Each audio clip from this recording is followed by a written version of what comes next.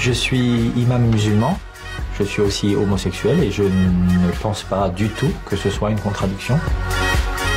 Bien au contraire. Ludovic Mohamed Zahed a été le premier imam d'Europe à oser briser un tel tabou. Il souhaite faire figure de modèle et montrer aux érudits religieux, en majorité conservateurs, qu'un islam tolérant en matière de sexualité est possible. Ainsi est apparu en Europe le mouvement des mosquées inclusives. Des associations progressistes organisent des réunions où leurs membres se retrouvent pour prier ensemble dans toutes sortes de lieux. Ludovic Mohamed Zahed croit que l'amour de Dieu est inconditionnel et qu'Allah ne rejette donc ni les gays, ni les lesbiennes, ni les transsexuels. Cette interprétation de l'islam lui vaut des menaces de mort.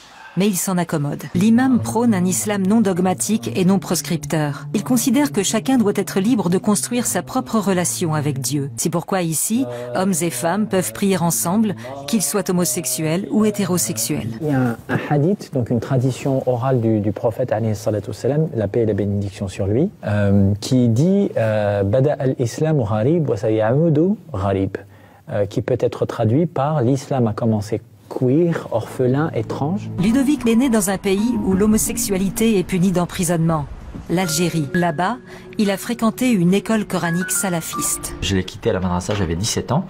Lorsque j'ai compris que j'étais homosexuel et que c'était incompatible avec l'islam qu'on m'enseignait, j'ai découvert ce que je ressentais envers d'autres jeunes garçons qui étudiaient le Coran aussi avec moi dans la madrasa à Alger. À partir du moment où j'ai commencé à faire mon coming out, j'ai décidé d'arrêter toute pratique religieuse parce que c'était beaucoup trop difficile. Je n'arrivais pas à faire la part des choses entre les préjugés religieux et l'homophobie patriarcale, fasciste, classique, j'ai envie de dire.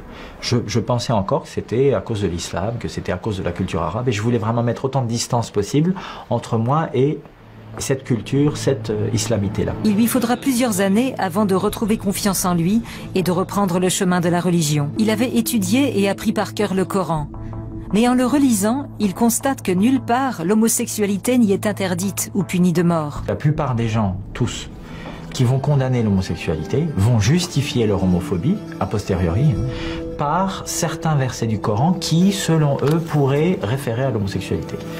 Je peux vous en citer des versets du Coran qui parlent de Sodome et Gomorrhe. Ça ne parle pas du tout d'homosexualité, ça parle de viol, de violence, de gens qui sont dans le refus de l'hospitalité. Comme souvent dans l'islam, il s'agirait donc d'une simple question d'interprétation.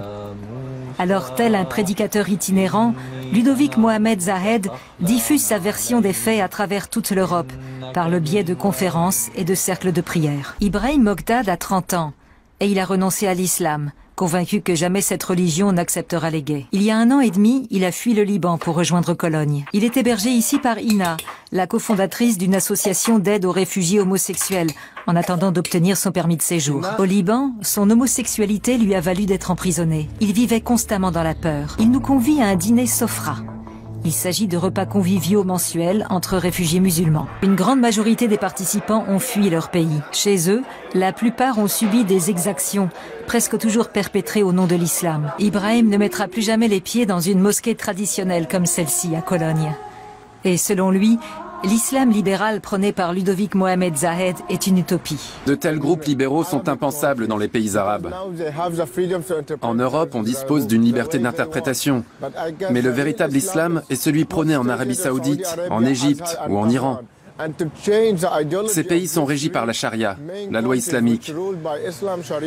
Et je crois qu'on ne pourra jamais rien y changer. Ibrahim s'est détourné de la religion, car il considère que l'islam est tout aussi homophobe à Cologne. Ibrahim connaît de nombreux réfugiés homosexuels qui se révoltent contre l'islam, mais ne souhaitent pas pour autant renoncer à leur foi. C'est pour rencontrer cette communauté qu'il invite Ludovic Mohamed Zahed à Cologne pour leur dîner mensuel. Le prédicateur libéral accepte de venir en discuter. Prenons mon histoire. Bien sûr.